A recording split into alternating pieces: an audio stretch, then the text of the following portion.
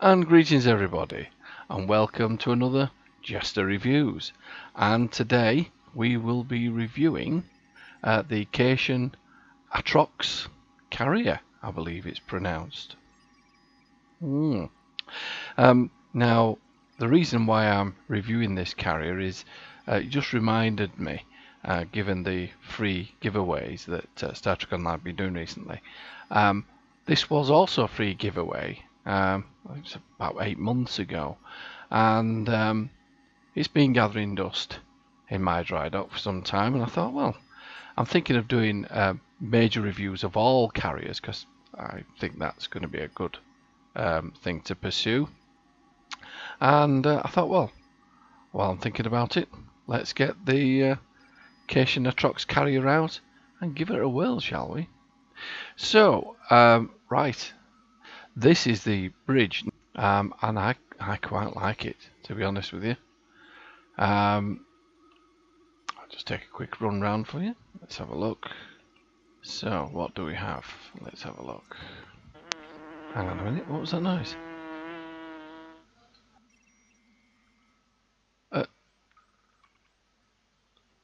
Number one.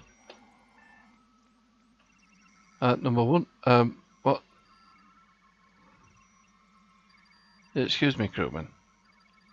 I don't wish to be difficult, but could you tell me why you're on the floor?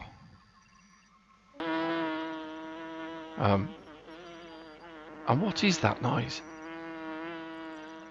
Number one. Where is number one? And excuse me, crewman. Would you mind explaining to me why you're actually sat on the floor? Oh, this is so strange. Where's my number one?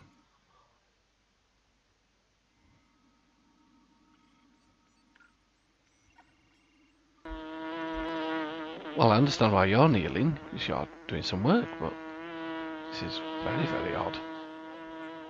Ah, here's number one. Number one. Would you instruct security, please, to come down? What is that noise?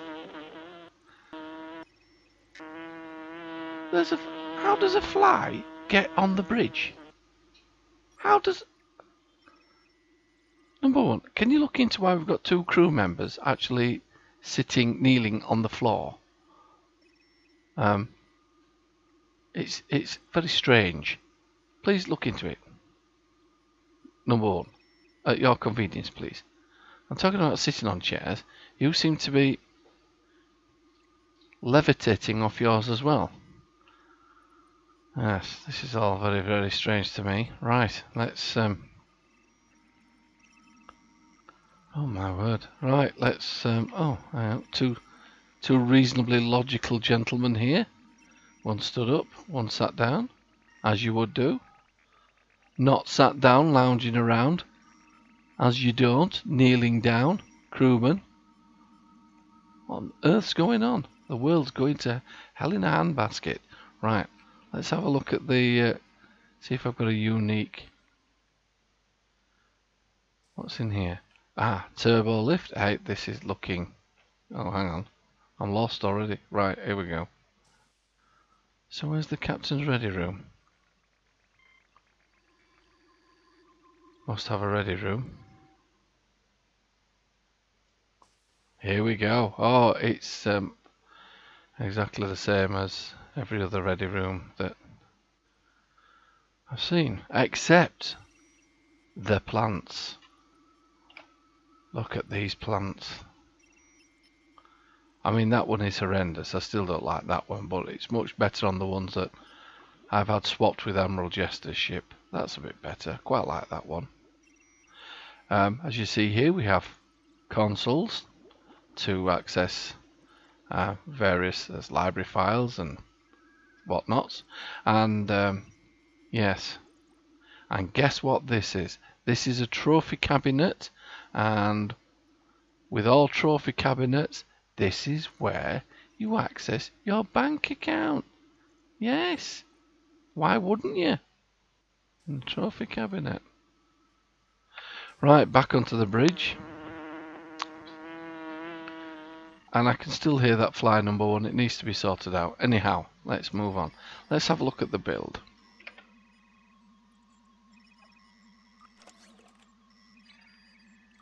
So this is a 3 weapons to the front and a 3 weapons to the rear build. I'm running 2 pulse phasers at the front with a quantum phase torpedo, which I'm going to use as part of a 3-piece set, I believe. So I've got the quantum phase phaser beam and the console, universal quantum phase converter. I'm running the Nucara deflector and the Nucara impulse engines, and I'm actually running an Elite Fleet plasma integrated warp core. For the shields, I'm using the Mako Resilient Shield Array. In my devices, red matter capacitor, beacon of KLS, subspace field modulator, which apparently is quite a good piece of kit, so I've actually been told to put it on, so here it is. And a shields battery. Now I just want to have a look at this and see what the details are on this. Extremely sensitive phase discriminator. When the subspace field, I'll start again. When the subspace field modulator is activated, the ship phases out of its current variance, granting a resistance to all damage. That's cool, isn't it? For a short period of time. While in this phase variance, you will be highly susceptible to proton damage, so we need to stay away from someone who's a proton, who's firing protons. Target itself 3 minutes, 0-second recharge, plus 34 all damage resistance rating for 15 seconds, minus 400 proton damage resistance rating for 15 seconds, plus 15 defense rating for 15 seconds. So anybody firing proton beams at us, we're going to be in trouble, so we need to stay away from them. In the engineering consoles, I'm running Trellium D, Plasmonic Leech, and the simulated module, which is giving me a 1.1 critical chance and a 10.9 critical severity. I'm running the 0-point energy conduit in the science consoles, Voth power subcore, universal approaching agony console, which is giving me a 15% phaser damage and a 1.5 critical chance. We've spoken about the quantum phase converter. The tactical console, universal advanced engagement system. No idea what this is. 3% flight turn rate and 1.1 hull capacity. Okay. What does that mean? When activated, your starship prepares to join the front line of battle, increasing your damage resistance and dealing feedback damage to enemies that damage you. Feedback damage cannot crit or be resisted. When this effect ends, your team's ship gain temporary shields equal to a portion of the pre-resist damage received. This console also provides a passive boost to hull capacity and turn speed. It can be equipped in any console slot of any ship. You may only equip one of these consoles. 20 seconds, isn't it? Okay. Right, okay, that seems okay. And I'm running the standard bio-neural infusion circuits, which is giving me hull capacity of 26.7, 26.7 starship control, expertise, and 23.8 critical severity. In the hangar bay, I'm just using some basic Stalker fighters, which came with the ship, I believe. Yes, I haven't done the upgrade on it. I should have done, really. It's something I'll contemplate when I start doing reviews of all my carriers, but that's sometime in the future. Right, so we've seen her on the inside. Let's take a look at her on the outside. See you in a bit. So here we are with the Caition Carrier, and yes, she is delightful to look at, isn't she? And for any of you who can hear some serious rain outside my window, yes, that's Storm Cara apparently. And anyhow, it's taking my mind off all the flooding doing this review, so let's have a quick look at the Caition Atrox Carrier. Well, she looks lovely, doesn't she? I think she's a work of art. I love the hangar bays where the fighters are launched. Yeah, I think the nacelles work well there on the ends.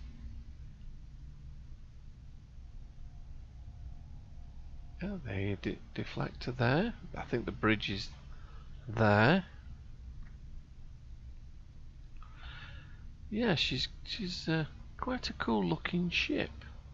The history of this ship is basically due to the Federation feeling a little bit threatened because the Klingons had a tactical advantage with their carriers. So as the Federation didn't have any carriers, they made a deal with the Cations, who was a member of Starfleet, and the Cations had their fierce Atrox Carrier, and they made that available to Starfleet. It's been modified by the Starfleet Corps of Engineers, and it's given it some of the abilities of a science vessel, and she is clearly a science vessel.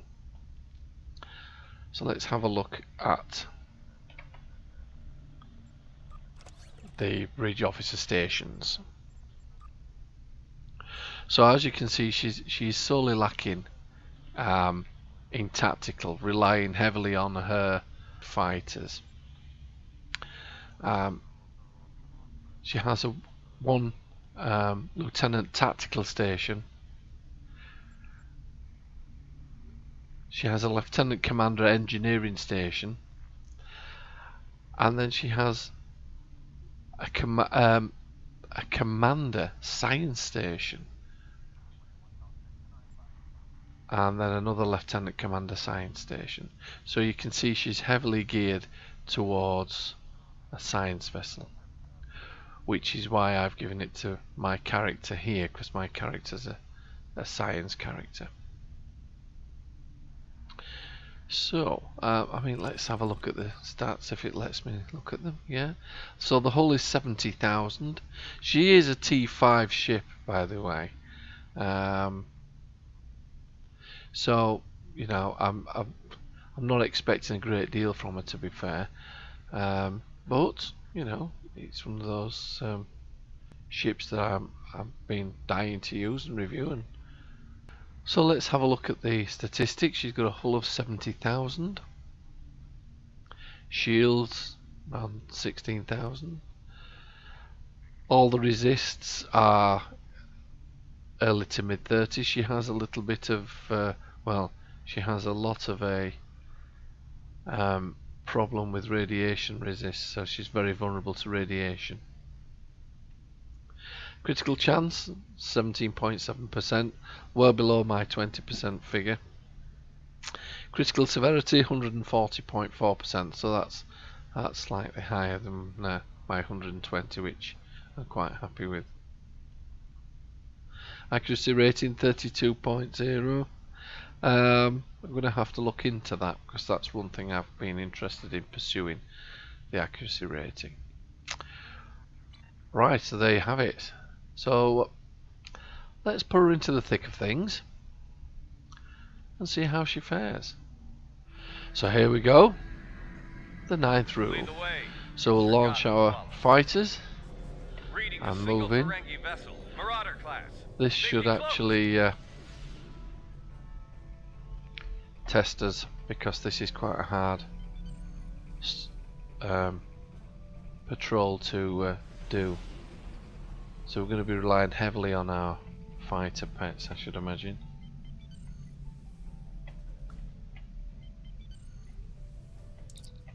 Yes, okay.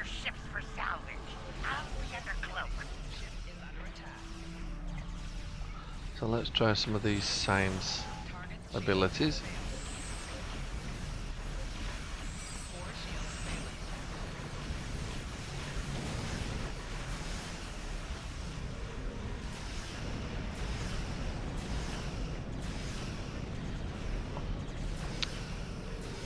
Although she did well there, she did quite well there. I'm quite pleased with that. I wasn't expecting such a defence. Right, here we go.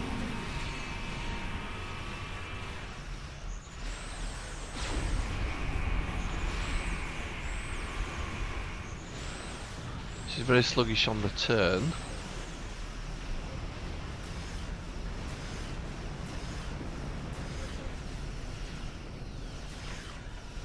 Yes, she's seriously lacking tactical abilities, that's the issue. Although she did very, very well there.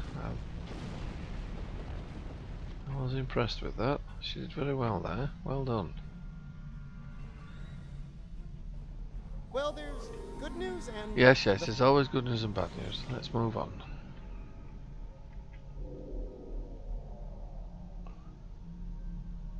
So we'll put our pets on attack.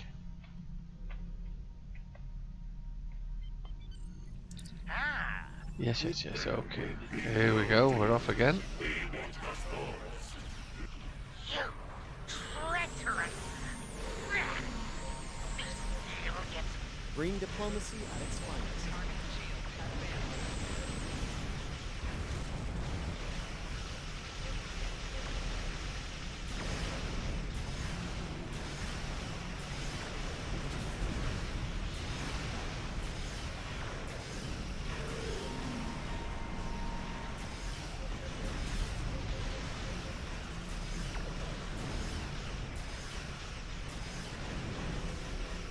Yes, she definitely needs a little bit more in the way of tactical.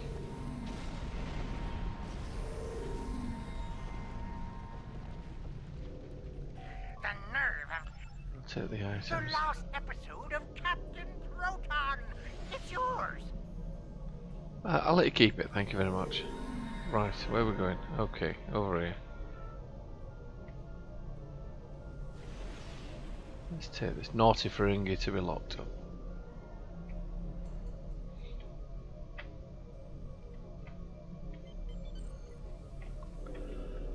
And, yes, okay. Right, let's start the big battle. Now this normally causes us problems, so let's see how we fare here.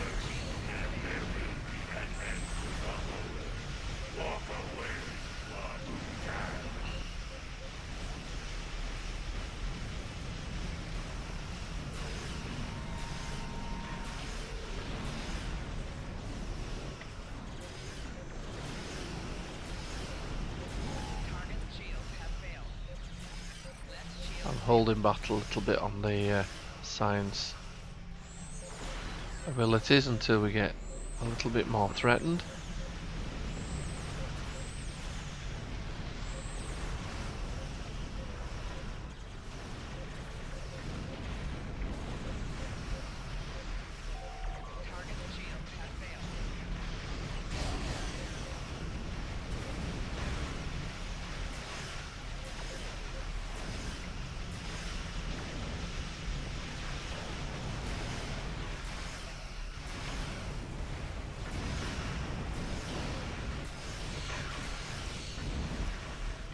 Well, I'm really impressed here. The hull and the shield seem to be holding out. I hope I haven't spoken too soon.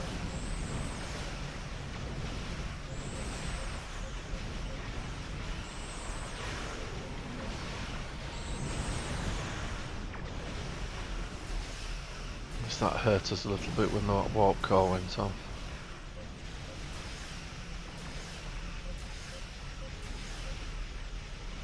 Right, I think we'll start calling in some help. Get the beacon of careless going. They're down to a few ships. Keep up the pressure. And we will launch our photonic ships. And we'll let the Voth weapon go.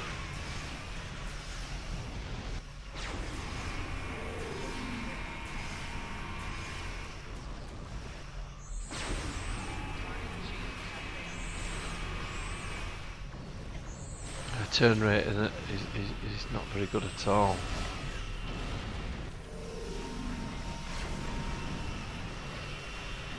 Oh, but we did it. We did it.